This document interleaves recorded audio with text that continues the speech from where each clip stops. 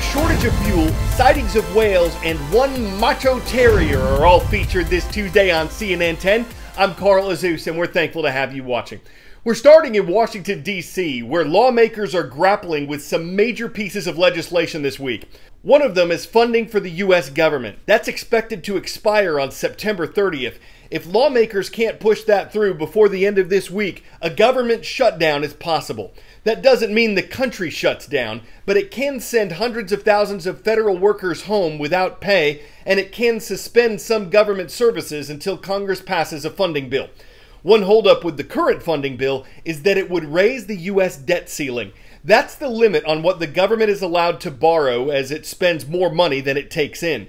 Congress has always raised the limit when the U.S. reached it, but it's not a politically popular thing to do. So Democrats want Republicans to help raise that ceiling, while Republicans want Democrats to raise the limit on their own. What remains to be seen is whether Democrats who control Congress will separate the debt ceiling vote from the government spending vote in an effort to get the bills passed. There are two other spending bills that Congress is debating. One of them is a $1 trillion infrastructure package, money for roads, bridges, waterways, railroads, electric vehicles, and charging stations. Some Republicans have joined Democrats in supporting this bill. The other piece of legislation is a larger $3.5 trillion social policy bill. It would spend more on immigration reform, universal preschool, free community college, climate-related policies, and public housing. No Republicans support this bill, and there's some disagreement among Democrats over it as well. The reason why all of this is being so closely watched is because these packages include major legislative priorities of President Joe Biden. If they don't get passed, the fallout could affect his presidency in the coming years. 10-second trivia. In what country would you find the Jurassic Coast? Argentina, Britain, Costa Rica, or New Zealand? Landmarks, landforms, cliffs, and rocks characterize the Jurassic Coast in the southern United Kingdom.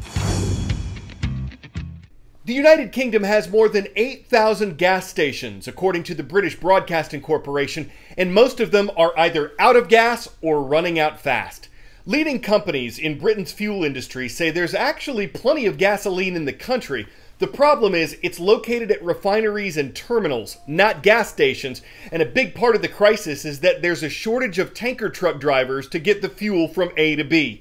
Another problem? Panic buying. Experts say people who are afraid of running out of gas are topping off their tanks or storage cans when they don't actually need it, and that's hurting availability. Suppliers think that once panic buying settles down, demand will drop down to its normal levels and pumps will once again have gasoline. In the short term, though, lines are long. Some cars have been abandoned after running out of fuel, and the leader of a gas sales association says there's no single action the industry and the government can take to solve the crisis. Well, despite petrol pumps like this one in central London having run dry, the government says that there is no national fuel shortage, rather just localised supply chain issues exacerbated by a lack of lorry or truck drivers across the country. This is something that supermarkets have been contending with for weeks. It's affected their fresh produce delivery, and now what we're seeing is this labour shortage showing up at places like this Shell garage behind me. What can the government do about it? Well, it says that this supply chain problem is largely linked to COVID. Experts in the sector also say that Brexit is playing its part too, because remember that visa rules are now more restrictive now that the UK has left the EU. The government could reverse temporarily some of those restrictions and say that delivery drivers are essentially highly skilled workers. Whatever the difference, industry body experts say the government needs to act fast if it's to make sure that scenes like these aren't replicated across the rest of the country, and also that goods continue to flow across the UK. Nina Dos Santos, CNN in London. Got a whale of a tale to tell you next. When you look at top places for whale watching, it's no surprise that California, Washington State, Alaska, and British Columbia all rank on the Travel Channel's list. But there's a big migratory pathway for large whales not far from the coast of New York State. And while that allows for sightings of amazing animals close to where a lot of people live, it also creates some challenges. Busy shipping lanes, offshore wind farms, productive fishing grounds, they're also there. New York's waterways may be best known for skyline views and crowded shipping lanes. Yet these busy waters also harbour a rich community of marine mammals.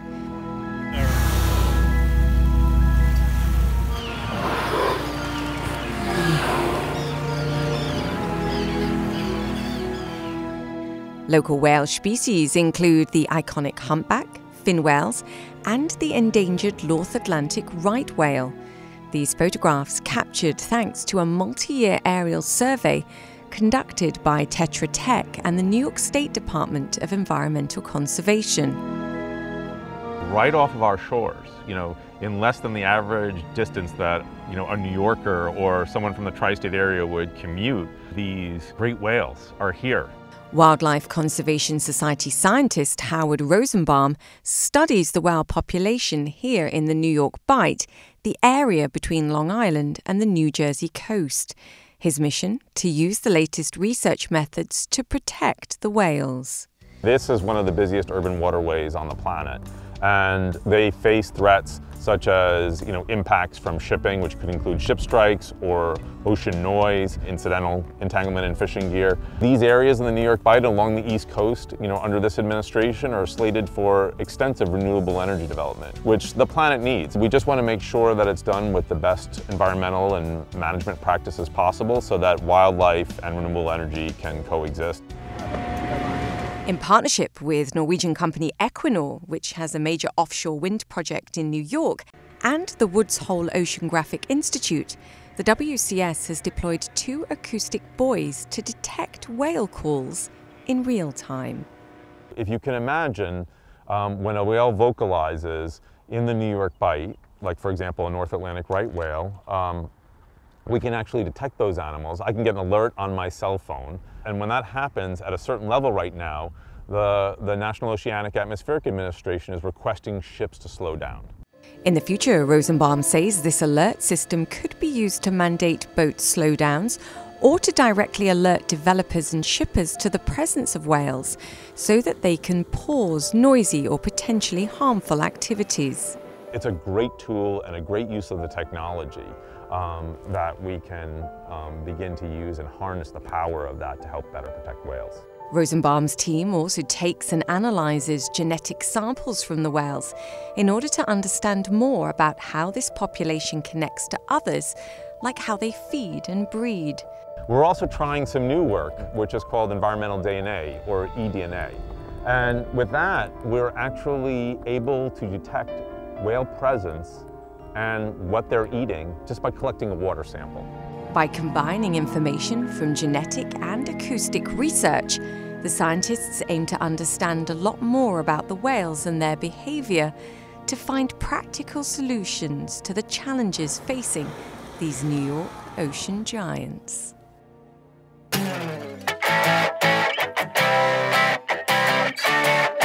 Ivar or Avar Swanson. Even you baseball fanatics might not know that name, but Swanson holds the world record for the fastest sprint around the bases. He ran it in 13.3 seconds. Well, that's the fastest sprint for a human, but at Dodger Stadium in Los Angeles, California, a Russell Terrier was recently unleashed to chase down the record for a dog, and he caught it. Macho, his name is Macho. His trainer reportedly spent more than a year teaching him how to do this, and when Macho finally came home, his time was 21.06 seconds. Nothing cheesy about Macho. While he was having a ball, 3 left turns put him right in the record books. People now know him on a first-name basis. He deserves his own card because he's tops. It's official. Macho is a baseball diamond in the rough. I'm Carl Azus, and it's time to get Loudon. We're shouting out Loudon, Tennessee today. It's home to Loudon High School. Thank you for subscribing and commenting on our YouTube channel. As you know, that is the only way to get your school mentioned on our show. Have a great Tuesday.